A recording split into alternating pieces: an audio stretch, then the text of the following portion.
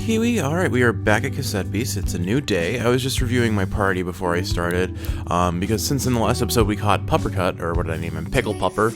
I was thinking about switching him out since he's a metal type with Jingle Jacks, but Jingle Jacks is 4 stars, so I may as well at least wait till I can remix him and see what we get. And then we'll switch out to Pickle Pupper, probably, because if I can run an all-dog team, you know I'm going to do it. But with all that said, as far as trying to date this video, right, we needed to talk to Meredith, if I recall. As far as trying to date this video goes, yesterday or last night, while you were in the shower, I finally beat the 4th Pantheon of Hollow Knight, which was really exciting. What's this? A letter? Oh, what did it say? It's a note from my Antha. She says my record might be at Fall Down Mall, and I have permission to go. But only if you accompany me. She also included the keys to get in.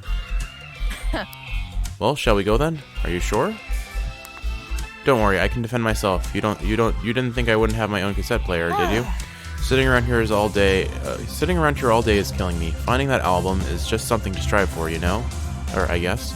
It's like if you don't have something to keep you going, you may as well be dead, right? Do you know what's driving you right now? I want to find my way back home. Like I said to you before, that's impossible. But if you help me find my record, I'll help you find your way home. Why not, right? I'll need something new to strive for after all. We've unlocked Meredith as a new partner. I preferred my first partner. Ah, she's got a kit telly. Let's see. The kit telly's only way to communicate is through the static patterns on its television-like face. These messages are difficult to decipher, and this hurdle often prevents the common kit telly from being able to connect with other creatures. I think we need this on our team. It's a cat.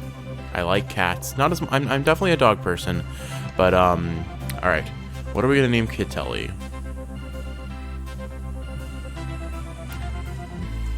Gooby Tooby. There we go, Gooby Tooby. Welcome to the team, Gooby Tooby. Alright, and you've got some new stickers. Let's see. Criticize lowers the target's range attack. Charge hits one. Okay, it's just a Zephyr. It's a melee attack, electric type, high-based power. Alright, Kaylee's back at the Gramophone Cafe. Quest updated. All I ever needed. Go with Meredith to Fall Down Mall. That's pretty north of here, so I guess we've got some travel to do. But yeah, we'll complete Meredith's quest. Like I said, I think in the last episode, I will unfortunately at some point have to at least try and 5-heart the different support characters, but I'll probably stick with Kaylee as much as possible because I like her.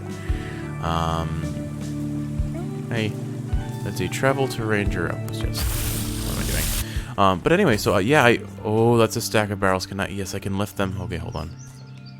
Oh dear. I feel like there's probably a way to get flung off of these and use it as a speedrun strat for like fast travel, but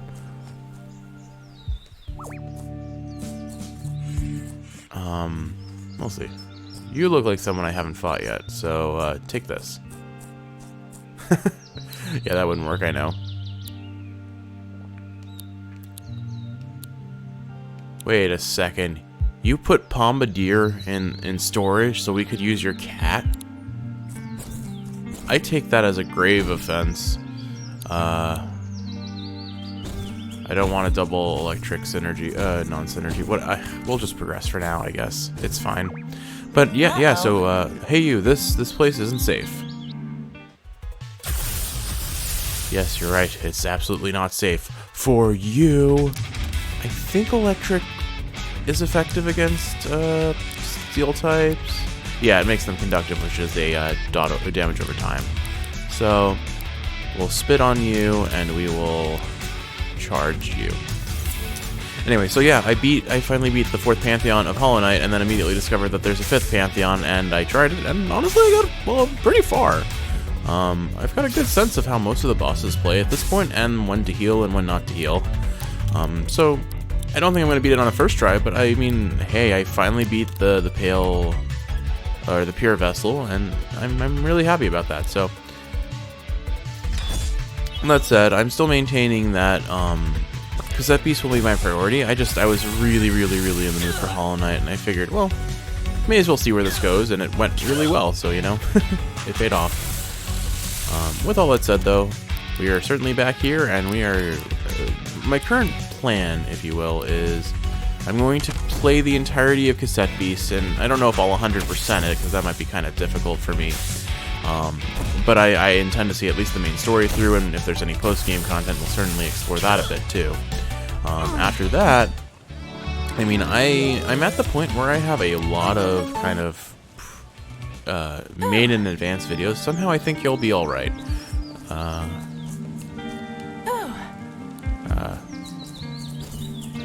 Where was I going with this? I have a lot of videos that I've already, I've recorded, and I'm uploading one a day, so I have a pretty sizable stockpile of videos that haven't been uploaded yet. And so my thought process is once I have the entirety of... let me focus on my quest before I go exploring new areas. So we want to go over here, I think. Yeah, it's directly north of us here. That's a lot of snakes. Whoa, I can throw barrels really high. Not sure how I managed that. Maybe I bounced it off Meredith's head? Unclear. This isn't spooky at all. Pardon me? Unpunished. Oh, I'm punished. Damakuka. I feel like we've seen this one again before. They definitely like to fuse the Cook and the Dominoth. Well, that's fine. Zephyr has no advantage. If I recall, wait, no, electric types make this turn, yeah, into glass, so we can 3-shot it. Perfect. You can tell he got the zoomies. Alright, we'll stick to the electric type moves for now. But, anyway, where was I going with this? Yeah, so my plan is once, we are simultaneously each other's bad matchup, it seems. Anyway, where was I going with my words? Once I beat Cassette Beast, in theory, I'm going to have a pretty sizable stockpile of videos that will let me pursue other projects for a little while. I very much have been in the mood to draw, and full disclosure, I am not an accomplished artist in any capacity. But I do feel like it might be fun to... Why can't I land that attack? Unlucky. Yeah, we just had a bad matchup, and bad RNG, it seems. Well, we haven't used them much yet. Let's go ahead and use Sarsaparilla and Jingle Jacks.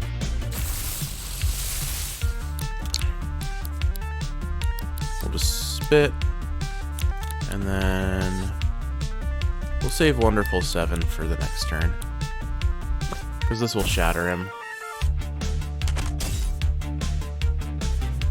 Or not.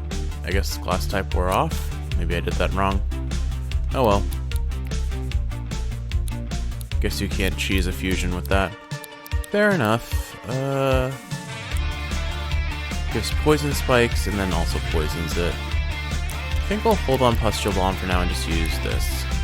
Try and... I guess I'll... Oh, okay. That should be fine. So yeah, my big next project is there are a couple things I want to try drawing, and what I may end up doing is just drawing for me, so they won't be full-on recordings, but what I might do is, like, speed them along and then do some commentary over them, rather than during them, was my thought. Not convinced if that's the route I'm going to take or not, but I figured, I definitely want to draw, and I figure it would be really cool to have, like, one of those time-lapsed, or maybe not time-lapsed, but, like, double speed sort of affairs. Let's see, Pustule Bomb. I'm going to do this, and then Wonderful 7 will take up Dominoth.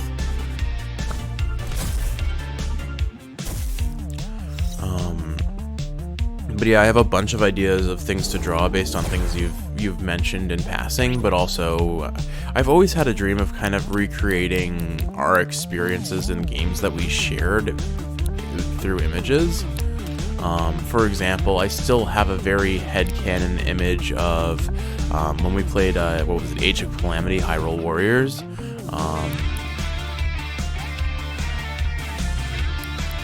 Do this.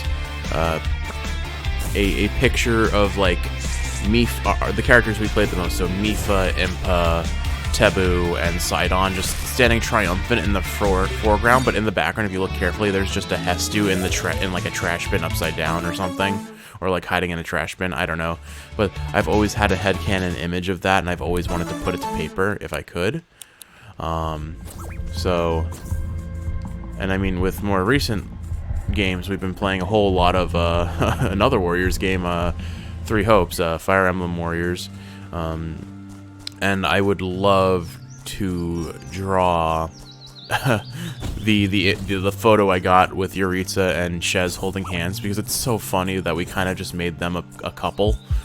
I think we need to go to a bonfire, honestly. We got kind of smashed really fast. Alright, there's one to our right, so let's just head over there. Oh, there's the TARDIS. I forgot about that. I suppose crossing this bridge is preferable to getting my boots wet in the pond, and then she immediately falls in the water. Unfortunate. Camp here. Oh, we might have actually unique dialogue because this is our first time resting with her. Let's see what you say. Meredith complains about some minor grievances in her day while you listen. I would listen.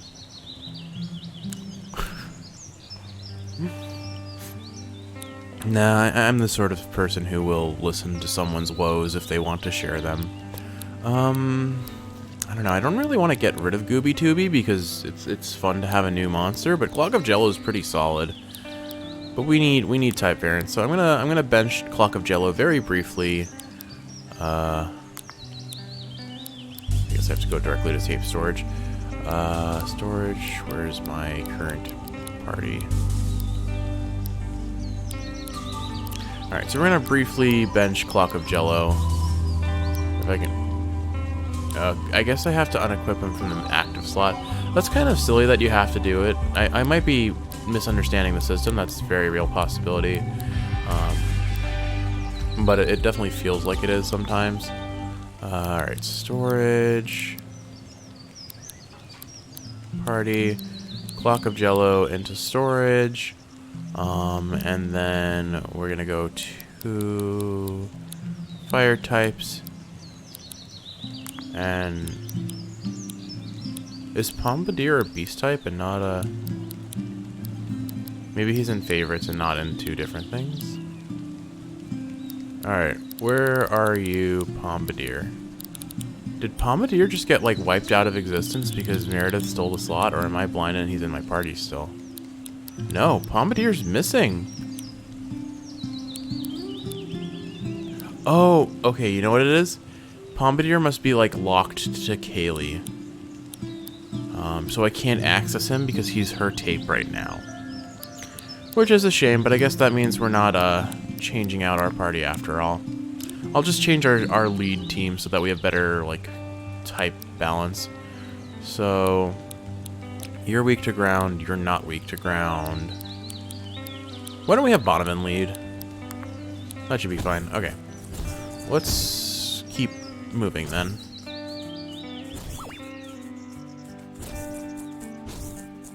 You look like someone we haven't fought yet. Whoa, sorry about that. I totally lost myself in the palm bomb tape. Now, where did I bury that bone? Oh, okay, I have fought you. You're just not dead in the ground like you guys usually are when I beat you. You look like a fight waiting to happen. Try to sneak past a battler by jumping over their head. In over your head is apparently an achievement. Okay. My favorite bands are The Y, Schrodinger's Martyr, and Flesh Cage. Get ready for some heavy metal. I wonder what type he's going to use. Sure would have been nice to have Pompadour. No, I'm not going to be petty like that. Honestly, electric types work very well against metal types, too. We'll go ahead and do a Sharpen on this turn. Assuming I don't get attacked first, in which case his metal will berserk me. Double Smack or Charge. Everything is melee.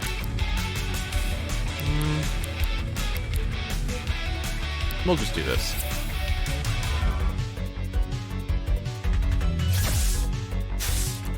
Deciding whether to use a move with base 30 that hits twice versus a move with base 60 that hits once kind of depends on whether the way damage calculations are based on a flat reduction. So if you have 30 defense, you reduce damage by 30.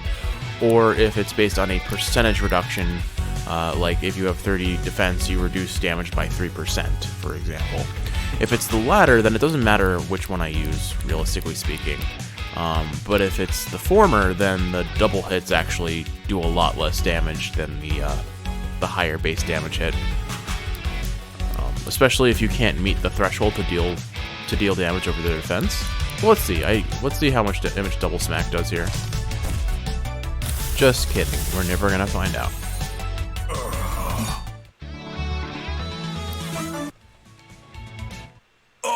Dude, you really kicked my bass. Haha. Alright, so the question then becomes, how do we get north? I wonder if that guy that was kind of standing guard over here has anything to do with it. I need a rock. Oh, hi, trainer. The earth will take care of us all if we just let it. You sound like a cultist. Or a traveler, never mind. Alright, this one's an earth type, which means I can leech seed it. And then let's double smack this one and see how it looks. Plant type attacks carry seeds with them that are implanted in earth type targets to drain energy. I don't know, that double hit seems pretty convincingly strong. Alright, so glass types insulate electric types, that makes sense, but we're fine, because the leech seed... It's crazy that leech seed heals both of you, that's so strong.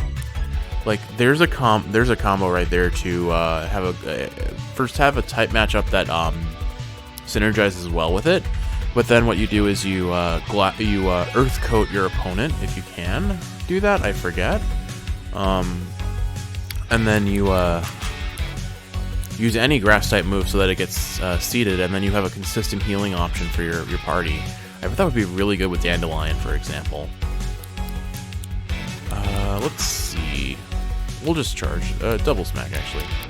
I feel like double smack may do more damage, but I need a way to litmus test this, and it's hard when Bonavent is just two-shotting everything.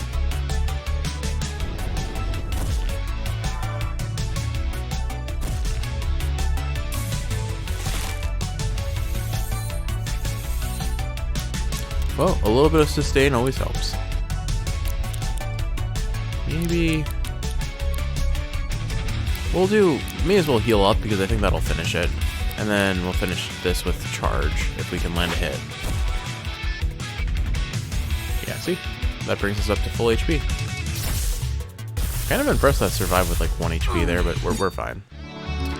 I feel like surviving with 1 HP tends to be a trend with the things I've been fighting in this game of late. I thought the Earth would help me win. I guess when you think about it, quadrillions had to die for humans to evolve and survive. Nature is a relentless, bloodthirsty beast. We can't rely on an outside force to save us. Least of all, a temperamental, impersonal, and indifferent planet. We humans must look out for each other because nobody else will. I thought the Earth would help. Okay, you're just saying the same thing. That was surprisingly involved for a death speech. Not gonna lie. This is the first of what the Rangers have been calling the moving signposts. Some speculate that if you stand on the buttons in the right order and follow all the signposts, it'll lead you to treasure. Others say it takes you in a big loop. Why not both? Okay, so I found one signpost and it says go south. The signposts lied, there's water. Let's camp here very briefly. I didn't really take much damage, so I just want to make sure that the campfire is registered. Now, I still haven't quite figured out how to get north, so I guess we just keep traveling until we find something and fight all the trainers in the way and catch new mons if we find them. Did you know that Cloxley and Ratcastle, I don't know. Cloxley and Ratcastle are natural enemies?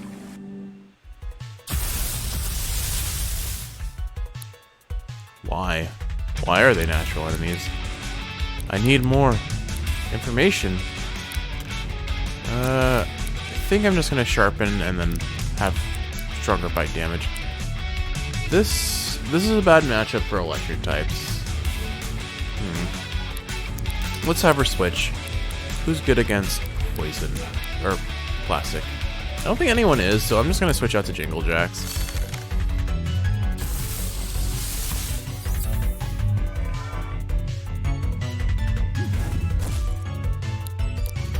Jingle Jacks does not have amazing defense, I'm now realizing, but he does have fairly decent offense, I believe. Won't matter if Jeff is one-shotting everything, though. This poor researcher is having a real bad time. Ratcastle. Oh my goodness, it is stupid. It is so stupid looking. but I'm kind of here for it. It's a plastic type. Alright. Smack and shooting star, I guess? Yeah.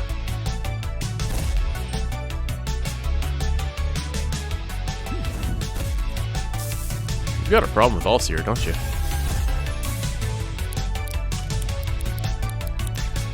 This should knock it out in theory, and then we'll just do another shooting star. Ooh, that researcher's just gone. Bitten to death by a rabid sheep. Energy shot. Cool. Okay. So now we have a ranged-based attack. The fact that Cloxley and Ratcassel are natural enemies must be why they don't work so well together. The fact... Oh, you already said that. Alright, here's about a bunch of Bulletinos. This square looks... This square rock looks pretty damaged. You may be able to break it with a dash mate, is what she said there, I believe. Alright, it appears we need 4 different rocks. I would settle for just one so I can platform again. How are we to get up there? That's really high up. Okay, bro. Like, I get that you don't need to show off. It's not just me, right? That NPC was definitely trying to show off. Alright, that's one button pressed. Alright, so... As it turns out, I don't actually need a rock. I just need to... These are buttons that just stay pressed. I'm unclear which buttons are stay pressed versus don't, but I guess here we have the precedent that greens stay pressed. Just didn't want to deal with the Bulletino there, so I'm just going to go dashing through. We're fine. And inside the chest is Cold Fusion. Activates whenever anyone fuses, reduces the fusion's HP by 20% of its max HP, and causes it to flinch. Ooh, that's very rude. But does that mean others can use... I guess I don't really see... can other enemies fuse is really the question, because we haven't really established that yet. And I forget in the narrative if fusion is a... I don't think fusion is a unique mechanic in the core narrative of this game, but I can't remember. There must be something that grants you the ability to jump higher. I can't see a way not. There's a campsite not far from here, but first let's see how good you are. Oh goodness, a startigrade. We'll sharpen. We'll double smack. And I'll pay attention to damage this time. 26, 26, so 52 damage from double smack. And then if I were to do charge, so we need to compare it to 52. 54, so it's about the same. So it looks like it runs on the maybe damage reduction percentage.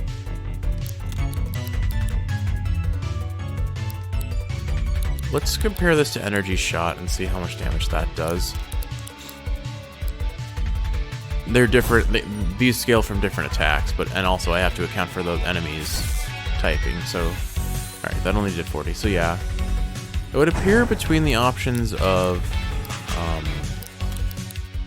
energy shot, or sorry, double smack and charge, neither really stands out from the other. I kind of like double smack more, but it did have potentially lower accuracy based on that previous fight where it missed once or twice in a row. Well, you'll run into the campsite if you keep heading west. Can't miss it. I already found it. Alright, so we can't go any further south here because there's nothing but water within our wake. We haven't found a swimmer yet. All I really... Oh, I'm loading. Okay, I'm like, what just happened? Alright. What I really need is a rock or something to aid me in my platforming, because we are facing a cliff. And the thing about cliffs is they're very hard to climb without having something to hang over your head and latch onto ledges with. I guess. A shame I can't use the unconscious bodies. Those would be just as effective. Alright. If I recall... Yep, there's a crate. Perfect. Alright, let's go. One question I have to posit is, do the different things I can carry have different hitboxes that therefore make it more or less difficult to platform with? Oh hey, a boulder. Wait for it. Haha! I'm definitely not supposed to be here yet. I think. No, I definitely could have come here through natural... No, never mind. There's no way to get here. Oh, wait. There's a platform there. Because there's a lever here. Whoops. That was the wrong button. Let's see what's over here. Anything? Oh, there's a button. What does this button do? Makes it so I can access there. So, I should have come from this direction then. But how would I have gotten up here is the next question to ask then. Oh, I could have accessed this area from any point. Alright, so I didn't find any fancy skips, but I still get to feel fancy because I did it the wrong way. Solving puzzles in reverse order, you know?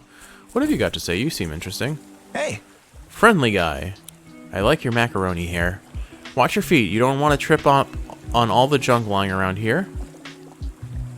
What is this place? Most people fall out of the sky and land in the ocean here, right? Not me. I dropped in here with all my stuff. This was once my apartment, give or take a couple walls. How did your whole apartment travel to New World? Beats me. It does mean I've got all my old sketchbooks and artwork, though. I'm Felix. I'm Felix. Nice to meet you. I'm Jeff. Oh. Been a while since I saw you, Felix. What are you doing here anyway? I'm looking for something. A lot of the stuff was wrecked when this whole place dropped out of the sky with me in it, and then the rain damage didn't help. But there's something around here that I'm confident will be intact. I knew it. The seal is still intact, so hopefully no water got in it. What is that? It might be hard to explain. Come swing by my place in West Harbor Town, and then I'll show you. So he's definitely a new partner, and honestly, I really like him. I don't know why, but I like him. He seems super cool. I like that he has a bunch of sketchbooks and art. He's like, I guess he's an artsy type. But anyway, all right. Well, we have gained access to here, which means we gain access to here. But let's see. Why are you? Is this a bucket? Okay, I thought it was a pipe for a moment. All right, what have you got? Behold, a man. Diogenes? Salamagus. Behold, a salamander. Behold, the goat. No, wait, sheep. Ram. Behold, a ram. Behold, a cat television. All right, sharpen. And we'll stick to doing charge, I think. Or actually, which one? Either one. They cost the same amount of AP, so it doesn't particularly matter. And I'll just use charge. Ooh, good damage.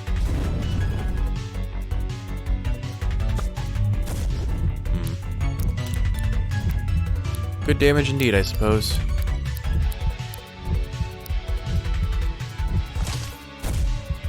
That did a lot of damage. Wowzers. Sorry, Diogenes, we don't get to see what else you have. You're just done.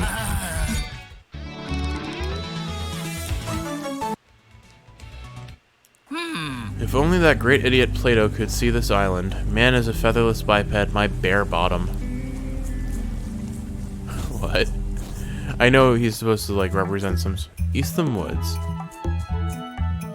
This music is pleasant, and this looks... All this pollen is making my nose itch. This seems suspicious. Oh. I was expecting a Korok. Oh, cool, another life absorb. That's awesome. We can teach it to someone else and have, like, two different monsters that can then heal. I like my boulder better. Oh, wait. New area means new monsters. What are you? You look you're electric. Are you a spider thingy? Hey, let's find out. Boltem and Flapwoods. Two new monsters entirely. Alright. So, how to deal with this? I'm gonna have Jeff tank for now, and giving Boltem a unit target status would be good. Let's have you swap out to Lemonade so we can stack up some dodges.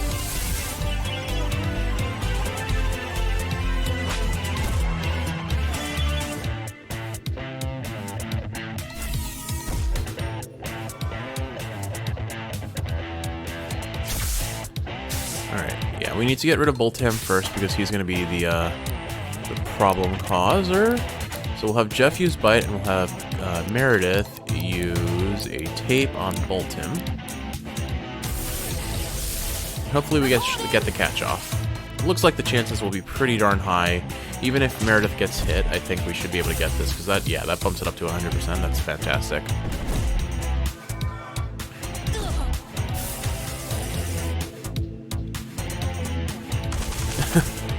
Well, lucky that missed. Obtain the electromagnetism ability. Electric Feel is the achievement we just unlocked. Boltam. The metalheads of the Boltams are extremely conductive, and they passively absorb electric currents from the atmosphere. Boltams are able to channel this energy into a magnetic field, which they can then use to travel across the land and air with ease. I wonder if he unlocks a new traversal ability.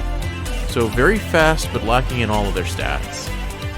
And Broadcast gives the user multi-target status. Okay.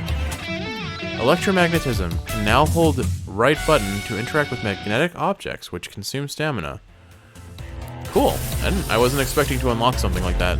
Usually, townfolk give you like a heads up that this is gonna happen, sort of thing. Alright. I'm gonna have Jeff just use Smack for here, so I can get Kaylee to dodge, or Meredith to dodge, and then we'll try and catch Flapwoods in the next turn.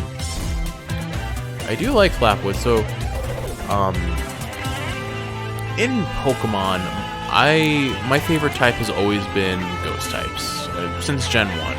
I thought Haunter was the coolest Pokemon ever, and Gengar was just an awesome addition. And I love Ghastly too. Then we had Misdreavus, and then it just kept going from there. We've had so many great Ghost type additions to the game since then.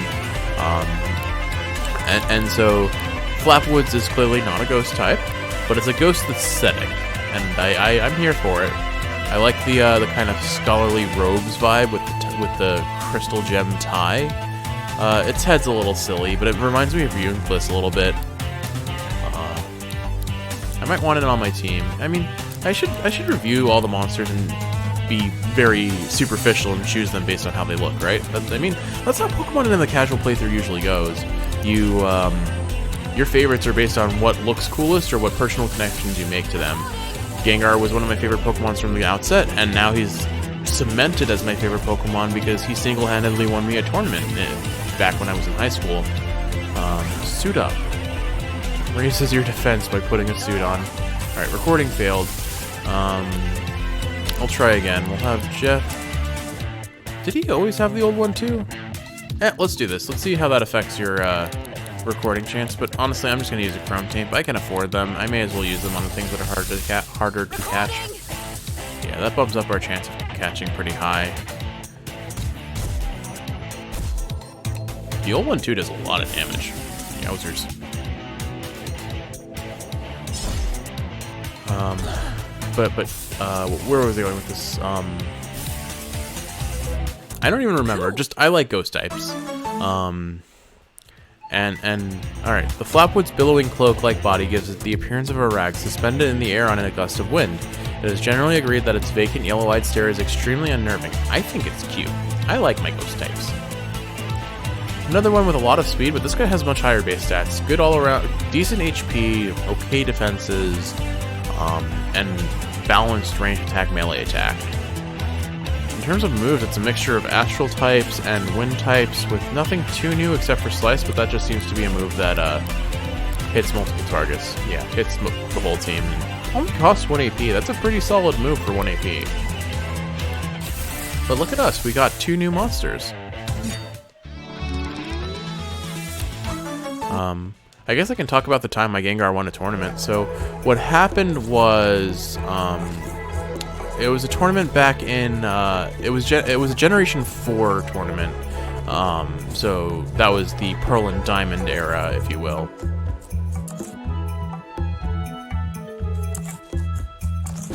And, I had won my way up the ladder using, I think I talked about my competitive team previously. It was Gengar, Togekiss, Skarmory, Blissey, and Salamence. I think that's all 6. Salamence, Gengar, Togekiss, Skarmory, Blissey. I'm missing one, maybe? Oh, and Gengar. Did I say Gengar? Whatever. It is not enough to have a good tape. The main thing is to use it well. Amen to that. If you can win a VGC tournament with Pachirisu, anything is possible. At this point. Anyway, so what ended up happening was I had whittled away my opponent's Pokemon. I made my way up the ladder, and it was the final match. My opponent had several Pokemon remaining, and I only had one. I had Gengar. He had a Gliscor, a Blissey. I definitely remember those two definitively. I didn't really know the rest, and oddly enough, Gliscor was super popular in Gen 4 because it was a really, really good bulky Pokemon that could also set up entry hazards like Stealth Rocks and Spikes, but it also had a pretty solid attack stat, so it could do reasonable damage as well. I somehow had never really had much experience playing against Gliscor before, so I think that was part of the reason my team struggled a little bit. But I had done enough damage around the team. I had my Gengar left. What I did with Gengar, my strategy back then was a combination of using Substitute, which the way it works is it's kind of like Elemental Wall in this game. It reduces your HP by a quarter, but then produces a wall, if you will, that takes damage instead of your Pokemon until that wall runs out of the HP consumed to create that substitute. Now the thing about it is Gengar does not have a lot of HP, and he definitely doesn't have a lot of bulk. He's kind of a glass cannon. The only thing he really is defensively charged against was bug types back in the day, because he, I think, had quad resistance to bug types. I forget if poison types resist bug, but I think they did, and ghost types resist bug, I believe. It's a weird matchup, and I might be misremembering, but I think that's the matchup that I'm remembering him having. Regardless, it's not really relevant to here. The point being is Gengar, under most circumstances, is not tanky, and Substitute doesn't have a lot of HP, so it doesn't survive for much, but the reason why I use Substitute is because I wanted Gengar's HP to be low. Berries, which were introduced in Gen 2 but really fleshed out in Gen 3, get activated when your Pokemon's HP drops, if they're held, get activated when your Pokemon's HP drops below, usually 30%, I would say. There is an ability that makes it below 50%, I believe. I forget which one that is. But, with that said, once Gengar's HP dropped below a third, the berry he was holding, which I believe was called a Salac berry, would increase his special attack by 50%. So Gengar is, like I said, a glass cannon, focused on special attacks, the ranged attack equivalent of this game. And so he's already very fast. He outspeeds a lot of Pokemon just with his base stats, but I also invested... I made sure to breed him for higher IVs, meaning internal values. Oh, cool. We got Toxic Stab on Sarsaparilla, and Jingle Jack's got Close Encounter, which the target's range attacks become melee attacks. Ooh, okay, that could give you access to some really strong abilities and have them scale appropriately. That's a pretty good utility ability. Regardless, though, both of these guys hit 5 stars, so we're gonna get to see what they evolve into, and then maybe switch out to Puppercup, or Pickle Pup. I made every mistake that could be made, but I just kept pushing. Dude, did you see episode 11? I feel you. How does this button work? It must need something special. Wait, I have an idea. Thundershock. No? Okay. Well, it was an idea, it just wasn't the right idea. Catelli's pretty low. Maybe I should swap them out for now. Let's watch out for Clock of Jello. Anyway, where was I? So yeah, so my Gengar now had already right. So IVs are base stats that are determined when you catch a Pokemon or hatch a Pokemon from an egg. Every stat has one on a range of 0 to 31, and they add a number of 0 to 31 to the individual stat. So, for example, if a Pokemon had all 20 IVs in all of its stats, all of those stats would have 20 stat points higher than if they had 0. You could have 15, and they're not linked. Every stat is rolled separately, so it's like you could have a IV of 0 in one stat, an IV of 31 in another. But the point being is they increased the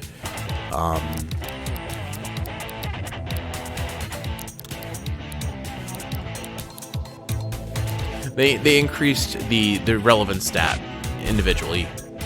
So I made sure to breed my Gengar to have high IVs in speed and special attack, and then I also did EV training, which are I forget what it stands for, but basically those are the stats that you gain from fighting things. Every Pokemon that you defeat gives a certain number of EVs, and every 4 EVs that you get is equal to 1 stat point in the corresponding stat. So I maxed out the EVs that I could obtain in speed and special attack. So again, building Gengar around being a glass cannon without a lot of not depending on defenses or HP. He needs to hit fast, he needs to hit hard, and he needs to kill things before they can kill him effectively, was the strategy. And this one's lit up, but why? What makes you different? Can I... Oh! Ooh, fancy. Okay. So if the button is lit, I can fly. But that still begs the question, how do I light the button? Maybe it's this switch over here? Let's see. Nope, not even close. Okay, you look like something that would activate that button.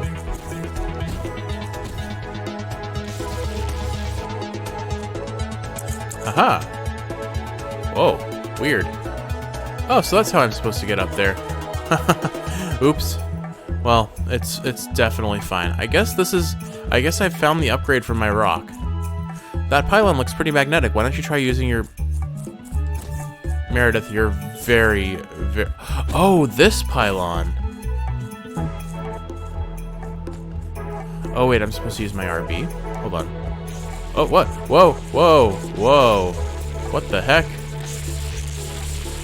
Oh, no. Weird things are happening, Kiwi. What's happening? I don't think that was supposed to happen. I can't get my block back. Alright, wait, I got it. Let me out. Okay, we're gonna put this over here. Now, I think what is supposed to happen is, is this basically a grapple beam? Okay, so if I go down here, yes, okay, so that's really cool. I like that. We've got a grappling hook. Okay. Well, I didn't come here to explore the Eastland Woods, but I certainly wound up exploring the Eastland Woods. Let's see. What's up here? Here's a button. Turn on the other light, I guess. Oh, there are 3. Okay. I'm not going to solve that puzzle just yet, but I definitely could. I see that spring heel over there. I hate that they hide behind corners and then just bounce out at you. I feel like that's almost worse than... random encounters. Anyway, let's see what this guy brings. I should attack some wild mons here and there just to see if there are any new enemies in the area that I haven't encountered. And it doesn't hurt to get a sense of what the average level of the region is. Anyway, so I went on a big tangent. Let's talk about what I actually managed to do. So, Gengar's now set up. He has a substitute up because the opponent didn't break it yet, but his HP is low enough that his berry has been activated. My Gengar had 4 moves, like every other Pokemon, I guess, but it was Sludge Bomb, Shadow Ball, Substitute, and... Oh gosh, what did I use for my last move on Gengar back then? I actually can't really remember.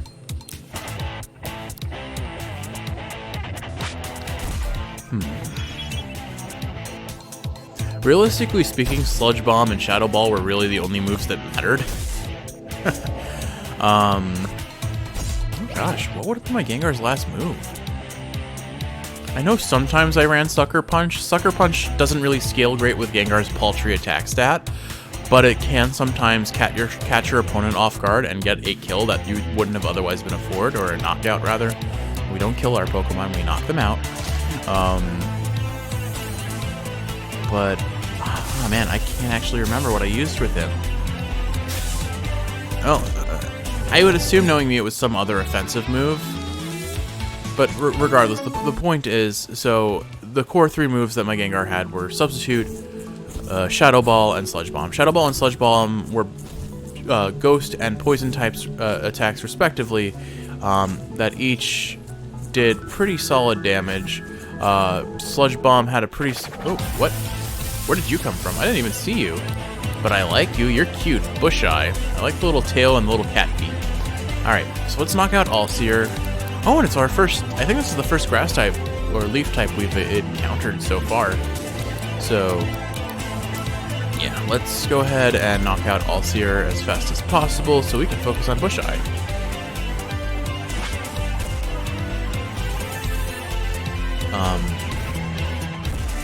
Where was I?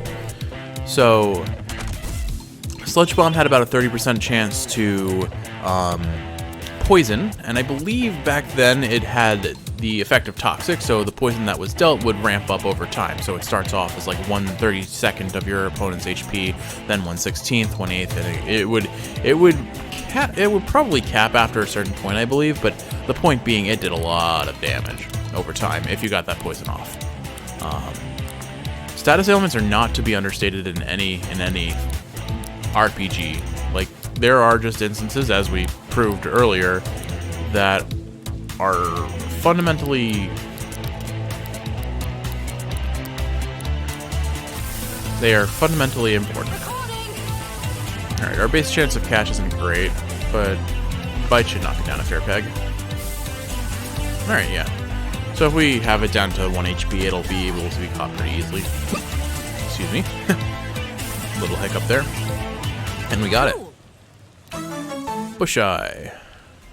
Bush Eyes are almost exclusively found hiding within bushes, which gives them the ability to both hide from predators and sneak up on prey. They can lie motionless and hiding for hours at a time, sometimes dozing off and missing their moment to pounce on their targets. I honestly like him a lot. So, all in on HP with not a whole lot else to show for it. Definitely a first stage monster if I had to guess. Alright, let's go ahead and knock him out. Anyway, and then Shadow Ball. Shadow Ball's effect is, I believe, also a 30% chance, but of lowering your opponent's special defense. So, effectively, if you get the attack to land, every subsequent attack the Gengar did would do more damage, pretty much, because all of his attacks were special, except for Sucker Punch if I was running it.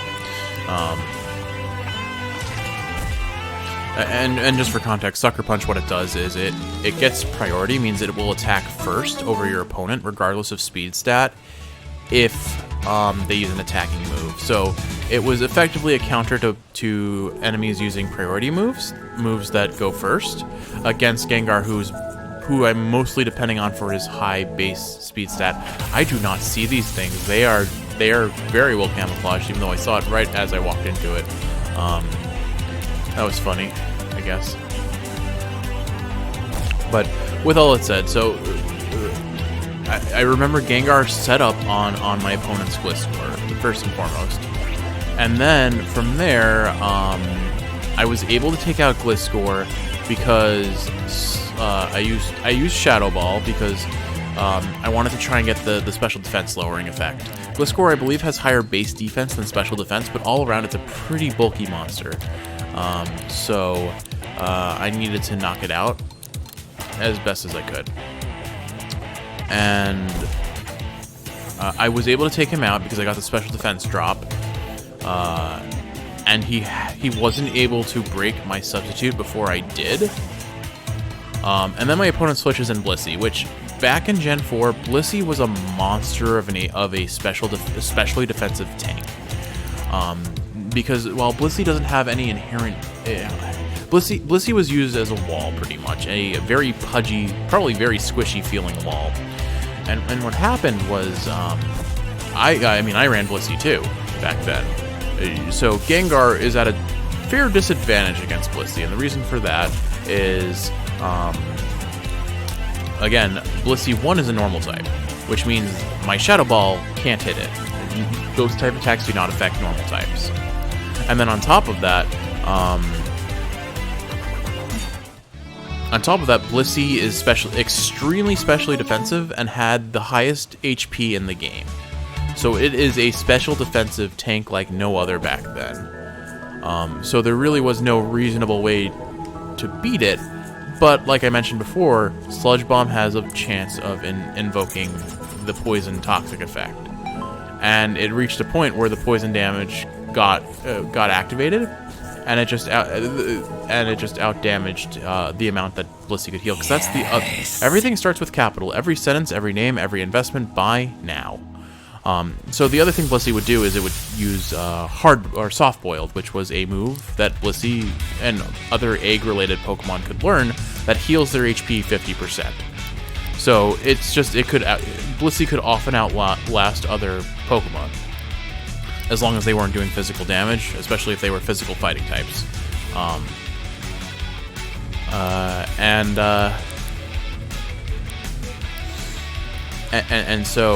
the toxic damage started building up. Soft boiled wasn't cutting it, and I kept up the attack, and eventually the Blissey fell. The Blissey itself couldn't really attack me because the way he was running Blissey was the way I ran my Blissey. And unfortunately, the way that Blissey does damage most commonly in competitive is using Seismic Toss. Blissey has pretty bad attacking stats. It's really meant to be a support mon, kind of like Dandelion, like we saw before, and Startergrade. And so this Blissey, what Blisseys would do is, because they don't have a high base attack or special attack, what they would do is they would run Seismic Toss. Seismic Toss was one of the moves in the game, like Dragon Rage, Sonic Boom, Nightshade, that do a set amount of damage in a single turn, either based on the level of the Pokemon or that's using it, or based on just a predetermined single value. And in the case of Seismic Toss, it's based on the Pokemon's level. Want to know where your cassette tapes come from? You'll have to beat me first. But that said, that must be the evolved form of... I've already forgotten the new little grass monster that we found, but it's called Hunt Torch. I like it. It has kind of Shift Tree vibes almost. But Meredith's in a bad spot, so let's switch Clock of Jello out for Sarsaparilla. Yes, poison types should be effective against leaf types, right? We'll find out. Okay, yeah. Potentiated. Poisons require specific nutrients to make. Plant-type attacks provide these nutrients, which empowers the target's future poison-type attacks. Okay, I like it. We'll go ahead and use Pustule Bomb so I can get the poison off. Wait, so Pustule Bomb doesn't poison things? Maybe I don't fully understand how poison works. Maybe poison is just a guaranteed effect in some instances. Oh well, Pustule Bomb it is the other way. So anyway, Seismic Toss is a fighting type move. Fighting type moves cannot hit ghost type. So he had no way to deal with my Gengar other than trying to stall it out, but the poison built up, the Sludge Bomb damage was real, and between the damage done by poison once it had ramped up, and the damage done by the Salac Berry boosted really high base special attack damage of a Gengar, I took out the Blissey too. And then I think he had like 4 remaining Pokemon, including the 2 that I just took out, and Gengar just one-shot both of them, and I won the tournament. And my Gengar just had this amazing last stand where he beat every Pokemon on my opponent's team that remained solo because of that one setup strategy that I had, which it just felt incredible. Like, my favorite Pokemon being the sole reason I won a tournament that I really, like, in the final match kind of choked on. It was cool. It was really cool. It was really fun. It felt good. And anyway, I guess that's my little Gengar story. Victory! The battle was won. That's a lot of experience, my dude. Thank you. The mall up ahead is where the tapes and cassette players come from. It just popped into existence a few years back. Rangers have been raiding it for supplies since then, so you won't find many left in there. I've heard it's haunted, though. What do you think? I think I like my glowy box. Oh, that is pretty creepy looking. For some reason, I pictured a mall that was pretty intact when they talked about it, but that's fine. One last thing I want to comment on before we end the episode and look at our evolutions is with the whole poison plant synergy that they talked about here, how plants potentiate poisons. I guess I figured I'd drop a little fun fact. So African dart frogs, the really colorful frogs that you see in some exotic pet stores, they are poisonous, but only if they eat certain bugs that they find in their natural environment, like centipedes. Their body metabolizes those bugs into the poison that their body produces. So as long as they're fed correctly, they aren't actually poisonous, which I think is really cool. Anyway, let's go ahead and see what these guys remaster into. And let's see. Ugh. I think something just crawled on my foot. Did I ever mention my tolerance for bugs is pretty low? It's a good thing there are no bug-type monsters in this game. I'm just going to pretend it was a stray blade of grass and really not think about it. I have to say, my brain keeps interpreting the belt that she has around her sweater as midriff. So because her belt is pretty much the same color as her skin. Or at least my brain is interpreting it as such. It's definitely a little bit darker, but still. So I see red shirt, midriff with a weird, I don't know, like a weird belly piercing that's like a reversed E shape. I don't know. It's definitely a belt overlying her sweater, but still. I'm just going to pretend it was a stray blade of grass and really not think about it. All right, sarsaparilla. Yes. Apocalypse. We've seen this before, but now we actually have it. As well as its cloak and mask, the I don't know why I'm pronouncing the apo part wrong. That's not the part that's difficult to pronounce. Apocalypse also wears a belt adorned with a polished animal skull. Oh, I see it now. That's weird. This gives the creature the silhouette of a cloaked figure riding a skeletal steed. Do I get to see your stats? Or I guess I have to look at you more directly. Alright, so you're still mostly speed and HP, but you're all around on the other stats. Still really not great stat distribution in my opinion. It really seems intended to be a support monster. I mean, Pustule Bomb is a pretty solid support if you can get poison status on all your opponents. Alright, Jingle Jacks, what do you remaster into? Oh, you evolve into that thing. Trifinx. I'm gonna be honest, not one of my favorite designs. The metal exterior of Trifinx is completely impenetrable. It is speculated that it is actually an organic creature piloting some sort of exoskeleton or a transport vessel. Well, that's cool. Super high range attack, wow. Beats every other one on our team. And its defenses are not, wow, it's actually really strong with those kind of stats. But I still think I'm going to hold to what I said before. We got our remaster. The final and most important detail of today's accomplishments is Jingle Jacks. I'm benching you despite your stats. It's time for Pickle Pupper to join the team. Welcome to the team, Pinkle Pupper. Pinkle Pupper? Pickle Pupper. All right, there we go. All right, he'll need to get some moves on him, but I think with all that said, Kiwi, I hope you enjoyed watching. If you're awake, and it's helping you fall asleep if you are. If you're sleeping, I hope you're sleeping well. I love you, and I'll see you in the next one where we explore a mall with our dogs.